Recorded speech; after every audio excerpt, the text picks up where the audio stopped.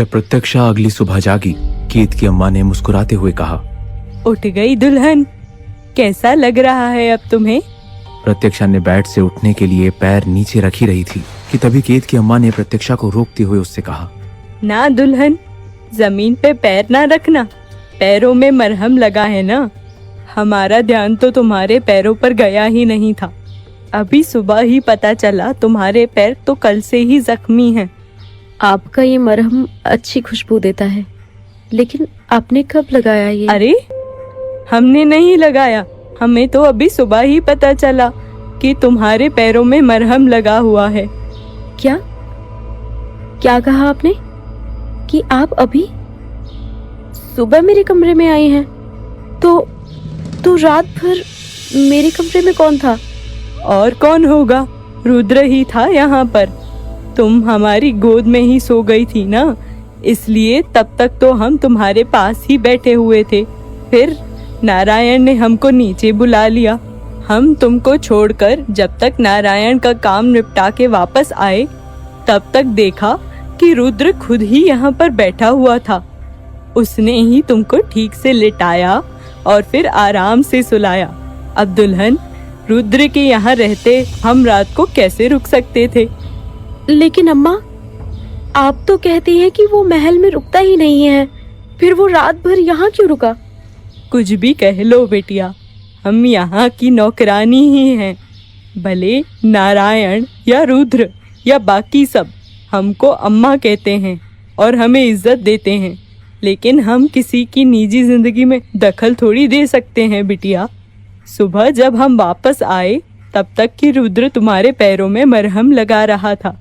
तब हमको जाकर पता चला तुम्हारे पैर तो कल पूजा के बाद से ही जख्मी पड़े हुए थे, लेकिन छोटे मोटे जख्म हैं, जल्दी भर जाएंगे। मतलब रात में आप मेरा सर नहीं सहला रही थी? आपने मुझे नहीं सुलाया था? आप मजाक कर रही हैं ना? अरे हम मजाक काहे करेंगे दुल्हन। और देखो, तुम्हारी पीठ अब ठीक होने लगी है। पहले दिन के हिसाब से अब जख्म बहुत कम हो गए हैं। देखो, निशान भी मिटने लगे हैं। बस मुश्किल से 1 हफ्ता और, फिर तुम्हारी पीठ पर से ही निशान भी गायब हो जाएंगे। तुम्हें पता भी नहीं चलेगा। अब बस सर की चोट बची हुई है, धीरे धीरे वो भी ठीक हो जाएगी। जब तुमको ये चोट लगी थी, तब कितना खून बहा था तुमने। हम तो डर ही गए थे देखकर। पूरा कपड़ा लाल हुआ पड़ा था तुम्हारा खून से। क्या मतलब है कि पहले दिन की तरह? आप क्या कह रही हैं अम्मा? मुझे कुछ समझ नहीं आ रहा है। पहले दिन का क्या मतलब है? जब ये चोट मुझे आई थी, तब तो मैं आपको जानती भी नहीं थी। आपसे पहली मुलाकात ही मेरी यहीं इसी कमरे में हुई थी। इस पर केत की अम्मा ने प्रत्यक्षा से कुछ ऐसा कहा जिसके बाद प्रत्यक्षा के लिए सच और झूठ के मायने ही बदल गए। उसके लिए एक पल को पूरी दुनिया ही बदल गई थी। अरे तुमको याद नहीं है क्या, जिस दिन तुम्हारे सर पर चोट लगी थी, हम तो तुमको उसी दिन मिल गए थे। अरे हमने ही तो तुम्हारे सर पर पट्टी बांधी थी, याद तो करो। प्रत्यक्षा को याद आया कि प्रत्यक्षा को अगवा करने के समय ही उसके सर पर वार हुआ और उसके ठीक बाद प्रत्यक्षा को बाजार ले जाया गया था। कैसे उसकी बोली लगाई गई थी। पूरी बात बताइए अम्मा कि आपको मैं किस हालत में मिली थी? अरे हम महल में काम कर रहे थे कि तभी रुद्र हमारे पास भागता हुआ आया और बिना कुछ कहे ही हमको खींचता हुआ अपनी जीप में बिठा लिया। उसके कपड़े पूरी तरह से खून में लिपटे थे। हम तो देखकर ही डर गए थे, लेकिन फिर वो हमका एक जगह लेकर गया जहाँ पहली बार बिस्तर पर हमने तुमको बेहोश पड़ा पाया था। दुल्हन, तुम्हारे सर से इतना खून बह रहा था ना कि तुम्हारे अपने कपड़े, पूरा बिस्तर और रुद्र की पूरी कमीज सब गीला हो गया था। बेचारा रुद्र इतना ज्यादा परेशान था कि पूछो मत। इस पर हमने ही तुमको दवा पट्टी दी थी। दवा पट्टी के बाद तुम काफी देर बेहोश ही रही। हमने बार बार तुम्हारा शरीर पानी से पोंछा ताकि तुमको बुखार ना चढ़े। बेचारा पूरी रात तुम्हारे खून से सने कपड़ों में ही बैठा रहा। और तुम्हारी हिफाजत करता रहा। फिर सुबह जाकर हम तुम्हारे और रुद्र के लिए कपड़े लाए, तब जाकर बेचारे ने कपड़े बदले। लेकिन जैसे ही हम तुम्हारे लिए दवा लेने के लिए झोपड़ी से बाहर निकले, वापस आने पर पता चला कि तुम वहां से भाग गई थी और रुद्र भी वहां नहीं था। हम वहीं बैठकर तुम दोनों का इंतजार करने लगे। पहले तो हमें लगा कि रुद्र तुम्हें छोड़ने गया होगा तो वापस हमारे लिए जरूर आएगा, लेकिन फिर तुम और भी ज्यादा बिगड़ी हुई हालत में हमको दिखी। रुद्र तुम्हें गोद में उठाकर वापस लेकर आया और इस बार तुम्हारे सर के साथ साथ तुम्हारी पूरी पीठ जख्मी हुई थी। तुम्हारे गले पर दांतों के निशान थे। देखकर ही हालत समझ में आने लगी थी कि क्या हुआ होगा। लेकिन इस बार रुद्र के चेहरे पर गुस्सा बहुत था। समझ ही नहीं आया कि की क्या वजह रही होगी। प्रत्यक्षा बेहद हैरानी से ये सारी बातें सुन रही थी, क्योंकि उसने चीजों को जिस तरह से देखा था, केत की अम्मा की कहानी उससे बिल्कुल अलग थी। फिर पता नहीं क्या हुआ बिटिया। रुद्र शादी का जोड़ा लेकर आया और हमसे बोला कि हम तुमको पहना दें।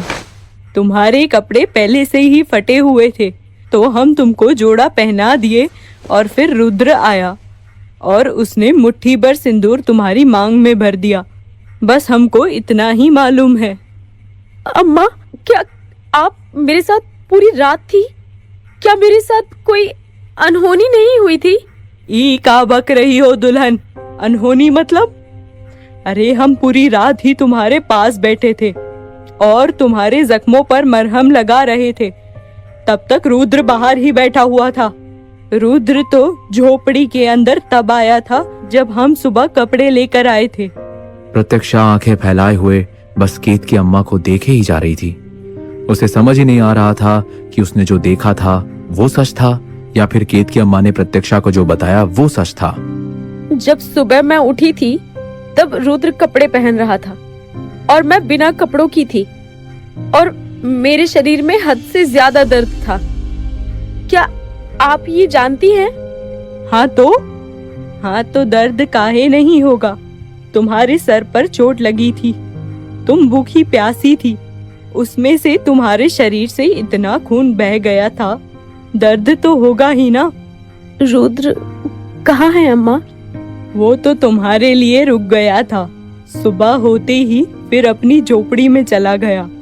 ये सुनते ही प्रत्यक्षा ने बेड पर पड़े अपने दुपट्टे को उठाया और फिर दरवाजे की ओर भागी। प्रत्यक्षा भागती हुई सीढ़ियों से नीचे उतरने लगी। उसके हाथों में उसका दुपट्टा था। उसके बाल अभी भी बिखरे हुए थे। उसके सूट की डोरियां पूरी तरह से खुली हुई थी।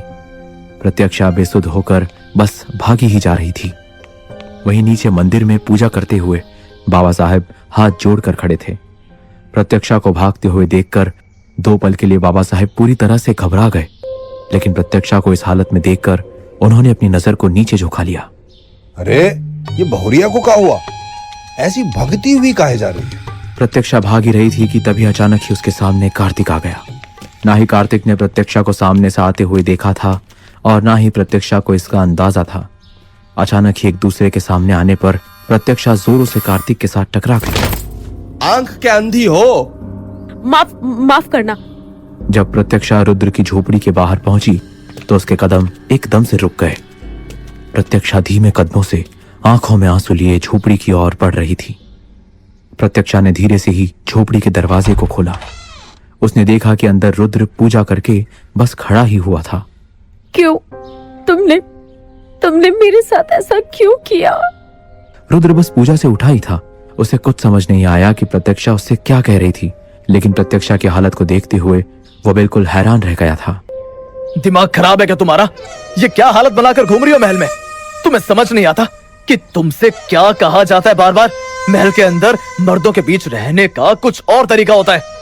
तुमने शादी क्यों की मुझसे? अगर मैं गलत थी, तुमने मुझे कुछ बताया क्यों नहीं कि हमारे बीच कुछ नहीं हुआ था? तुमने मेरे साथ कुछ भी नहीं किया था। रुद्र दो पल के लिए बिल्कुल खामोश हो गया था। जब तुमने मुझे खरीदा था, जब मैं बेहोश हुई थी, जब मुझे होश आया था और जब मेरे शादी का जोड़ा पहने हुआ था। जब तक तुम्हारे साथ मैं उस झोपड़ी में रही थी, तब हमारे बीच कुछ नहीं हुआ था। तुम ये कह रही हो कि हमारे बीच कुछ नहीं हुआ? तुम्हें इसका अफसोस है क्या कि कुछ नहीं हुआ? उस दिन गांव के लोग मुझे किन नजरों से देख रहे थे? पंचायत में मुझ पे कितने सवाल उठे, उन सवालों के जवाब तक नहीं थे मेरे पास। जिस दिन फैसला लिया गया, उस दिन तुमने शादी क्यों की मुझसे? गांव पर लोगों ने मुझ पर लांछन लगाए, कितना कुछ कहा मुझे। मेरी हालत को देखते हुए उन्होंने मेरी शादी तुमसे करवा दी। तुम कुछ बोले क्यों नहीं? तुमने उन्हें सब कुछ क्यों नहीं बताया? ये तुम मुझसे पूछ रही हो? तुम्हें पता है उस दिन क्या हुआ? तुम्हारे साथ वो सब इसीलिए हुआ क्योंकि गलती तुम्हारी थी, क्योंकि तुम्हारी जुबान बहुत चलती है, क्योंकि तुम्हारा दिमाग बहुत ज्यादा चलता है। मैं क्या करता? क्या तुमने मुझसे पूछा था कि कुछ ऐसा हुआ भी है या नहीं? तुमने सिर्फ इल्जाम लगाया, और इससे पहले कि कोई तुम्हें कुछ और कहे या बताए तुम भाग गई थी। याद है ना? तुम्हें याद नहीं कि मैंने तुमसे पंचायत के समय क्या बोला था? अपनी जुबान बंद रखा करो, अपने शब्दों को सोच समझ कर बोलना। लेकिन तुम्हें तो उस समय इंसाफ चाहिए था ना। प्रत्यक्षा रोते हुए वहीं जमीन पर बैठ गई और फिर अपने सर पर हाथ रखकर रुद्र से कहने लगी, मुझे इतने दिन तक यही लगता रहा कि जिस दिन तुमने मुझे खरीदा था, मेरे साथ कुछ हुआ था। तुम मुझे बता सकते थे कि जो मैं सोच रही हूँ वो सब गलत था। क्यों नहीं बोला कुछ? मुझे नहीं पता, लेकिन तुम्हारा दिमाग इतना ज्यादा चला कि तुमने खुद ही कुल्हाड़ी पर अपना पांव मार लिया। उस समय तुम्हारी बेवकूफी देखने लायक थी। मैंने तुमसे कहा था कि अपनी जुबान बंद रखो, अपनी जुबान मत खोलो, और तुमने एक भी नहीं सुनी। मैं बेवकूफ थी, मैं गलत थी, मैंने सब गलत सोचा। तुम सही थे। तुम्हारा एहसान है मुझ पर कि तुमने मेरी जान बचाई थी। लेकिन तब क्यों नहीं कुछ बोला जब भरी पंचायत के बीच शादी का फैसला लिया गया? मैं तो तब भी होश में नहीं थी ना, लेकिन तुम होश में थे। क्यों नहीं रोका उन्हें? क्या कहूं अब? तुम्हें पता है कि तुम कितनी बड़ी बेवकूफ हो। सामने से तुमने ही लोगों को बताया कि तुम्हारे साथ मैंने बहुत कुछ कर दिया था। तुम्हारी इज्जत के साथ खेला मैंने, जबरदस्ती तुमसे शादी की मैंने। इसके बावजूद अगर मैं कुछ कहता तो कौन मानता मेरी बात? और सोने पर सुहागा की इतना बकने के बाद तुम बेहोश भी हो गई। वाह! और वैसे भी मुझे क्या पता था कि तुम्हारा परिवार ही तुम्हें अपने यहाँ से निकाल कर फेंकना चाहता था।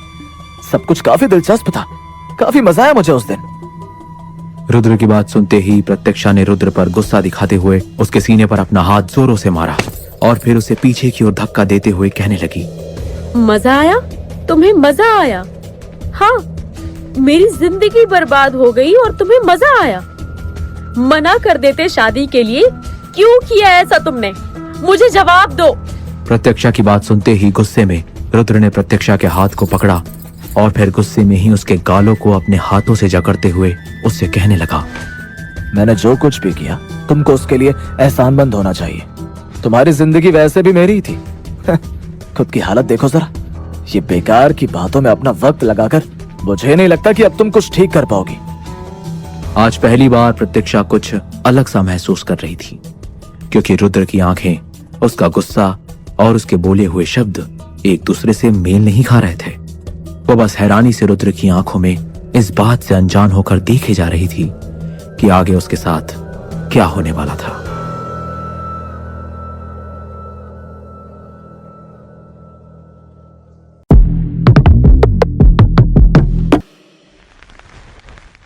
रुद्र प्रत्यक्षा का गिरा हुआ दुपट्टा उठाते हुए प्रत्यक्षा के पास आया और फिर उस दुपट्टे को उसने प्रत्यक्षा के चारों तरफ लपेट दिया। हालत देखो अपनी। तुम्हें समझ नहीं आता, इतने सारे मर्दों में तुम इकलौती लड़की हो। यहाँ चारों तरफ मर्द ही मर्द है। देखो जरा आसपास, और उसके बाद जब तुम्हें कोई बुरी नीयत से देखेगा तब तुम उस पर उंगली उठाओगी। बुरी नीयत से देखेंगे क्योंकि मैं इस हालत में उनके सामने जाऊंगी। उस रात तो मैं ऐसी किसी भी हालत में नहीं थी ना, जब तुमने मुझे नींद की दवा देकर मेरा फायदा उठाया था। अब क्या कहना चाहोगे तुम? अरे यार, फिर से भाई, तुम किस वजह से यहाँ हो? तुम्हारा रिश्ता किसके साथ जुड़ा है? तुम्हारी जिंदगी अब किसके साथ बन चुकी है? इसका जवाब एक ही है। तुम्हारे हर सवाल का जवाब मैं ही हूँ। ये याद रख लो कि इस महल में तुम्हारा नाम अब मेरे साथ जुड़ा हुआ है। इसीलिए शांत हो जाओ। प्रत्यक्षा रुद्र की बात सुनने के बाद जैसे ही झोपड़ी से बाहर निकली वो चौंक गई। उसके सामने कार्तिक खड़ा हुआ था। कार्तिक के चेहरे पर मुस्कुराहट थी। तो हमारी मुलाकात हो ही गई। याद है अभी अभी आप मुझसे टकरा गई थी भाभी जी, तो सोचा जो आपका है वो आपको लौटा दूं। वैसे जब मुझसे टकराई थी तब कसम से बड़ी जोर से लगी थी। ये आपके कान का ये झुमका नीचे गिर गया था। वैसे बता दूं आपको कि मैं आपके पति परमेश्वर के बाबा का छोटा बेटा हूँ। मैं आपका देवर हुआ। वैसे क्या उम्र होगी आपकी? देखने में तो लग रही है कि मैं आपसे सालों बड़ा हूँ। प्रत्यक्षा खामोशी से कार्तिक की ओर देख रही थी। इससे पहले कि प्रत्यक्षा कुछ करे या कहे, रुद्र ने प्रत्यक्षा के कंधे पर अपना हाथ रखा और फिर प्रत्यक्षा को अपने पीछे करके खुद आकर प्रत्यक्षा के आगे खड़ा हो गया। क्या हुआ? क्या मुझे अब तुम्हारी पत्नी से बात करने के लिए तुम्हारी इजाजत की जरूरत होगी? बाबा ने कहा है कि घर की इज्जत करनी है। मैं तो बस इस इज्जत को इज्जत से ही देख रहा हूँ। रुद्र के बिना कुछ कहे ही कार्तिक के हाथों से प्रत्यक्षा के झुमके को उठाते हुए प्रत्यक्षा को दे दिया। अपना मुंह बंद करो और मेरे सामने से दफा हो जाओ। कोई जरूरत नहीं है तुम्हें मेरे मामलों में पड़ने की। मजा आने वाला है, बहुत ज्यादा मजा आने वाला है। तुम तो खुद ही अपनी हार अपने साथ लिए घूम रहे हो। ओ रुद्र, बहुत बहुत मजा आने वाला है। प्रत्यक्षा को देखकर कार्तिक वहां से हंसते हुए चला गया। इस पर रुद्र कार्तिक को देख रहा था कि तभी धीमे कदम से प्रत्यक्षा भी वहां से जाने लगी। यहां रुद्र ने थोड़ी देर प्रत्यक्षा को अपने सामने से महल के अंदर जाते हुए देखा, लेकिन फिर उसने अपने माथे पर हाथ मारते हुए अपने आप से ही कहा, जिस बात का डर था अब शायद वही होने वाला है। रुद्र ने प्रत्यक्षा के हाथ को पकड़ लिया और महल के अंदर उसके कमरे में लेकर कुंडी लगा दी। एक बात ध्यान से सुन लो, ना ही तुम किसी से बात करोगी और ना ही ज्यादा इस कमरे से बाहर रहोगी। कोई अगर तुम्हें बाहर बुलाता है तभी जाना जब केतकी अम्मा तुम्हारे साथ है। तो अपनी अकल लगाने की जरूरत नहीं है। जितनी बार तुम अपनी अकल लगाती हो उतनी बार कोई नई मुसीबत लेकर आती हो। इतना कहते हुए रुद्र कमरे से बाहर चला गया। केतकी अम्मा प्रत्यक्षा के पास आई। एक बात पूछूं अम्मा, ना तो आपने हमें दोनों गांवों की दुश्मनी के बारे में बताया और ना ही ये बताया कि आखिर में इसका शिकार कैसे हुआ। लेकिन आप इस घर के लोगों के बारे में तो बता सकती हैं ना मुझे। मुझे तो ये भी नहीं पता कि बाबा साहब की 2 और बेटे हैं। कुछ दिन पहले तक ये लगता था कि रुद्र बाबा साहब का नौकर है। ठीक है दुल्हन, लंबी कहानी है, बैठो तुम। शुरुआत करते हैं नारायण से। नारायण के दादा परदादा भी इसी गांव में थे। चौहान खानदान यहाँ बरसों से है। ऐसा समझ लो दुल्हन कि नारायण उन सबके जैसा नहीं है। उसके लिए रिश्ते नाते बहुत मायने रखते हैं। उसके लिए खून से बड़ा रिश्ता दिल का रिश्ता है। उसके बड़े बेटे समर्थ की शादी होती होती रह गई थी। बात बहुत ज्यादा बिगड़ गई। दुश्मनी हुई, खून खराबे हुए, लेकिन इसका अंत ऐसा हुआ कि बेचारे समर्थ का शादी और औरतों के ऊपर से भरोसा ही उठ गया। समर्थ के साथ साथ ही इस घर के सारे मर्दों का भी भरोसा और औरतों से एकदम से उठ गया। और बाबा साहब की पत्नी? काफी सालों पहले ही वो गुजर गई। वैसे नारायण की बीवी की देखभाल भी हम ही करते थे। काहे से नारायण जब छोटा था हम तब से ही घर में हैं। समर्थ की उम्र अभी 38 साल होगी और कार्तिक कुछ 33-34 साल में होगा और 33-34 साल में ही रुद्र भी है। तो अब तुम सोच लो कि इस घर के मर्द कितने सालों से बिना औरत के रहे होंगे। काहे से नारायण की पत्नी जब दुनिया छोड़कर गई ना, तब सारे ही बच्चे बहुत छोटे थे। नारायण ने ही सबको पाला है, मार के, डांट के, प्यार से, जैसे हो सकता था वैसे ही पाल पोष कर बड़ा किया। बाद में समर्थ को शराब की लत ऐसी लगी कि वो चल ही नहीं पाता। कार्तिक बिगड़ैल है, दिल का अच्छा है, किसी का नुकसान नहीं करता। लेकिन सन की भी है। अब जवान खून है तो भटकता रहता है इधर उधर। जयंत कौन था अम्मा? वो जो मेरे कमरे में घुस आया था? उल्लू है उल्लू। गधों में जो सबसे बड़ा गधा होता है ना, वो जयंत नारायण के चचेरे भाई का बेटा है। अब बचपन से ही इन्हीं लोगों के साथ पला बढ़ा है, तो यहीं उसका आना जाना है। पक्का लड़की बाज है वो तो। शराब पीना, जुआ खेलना, लड़कियां छेड़ना, ऐसे 1000 कांड एक दिन में तो कर ही देता है। कार्तिक से उसकी बहुत बनती है। और रुद्र? इस लड़के से तो घर बार परेशान है।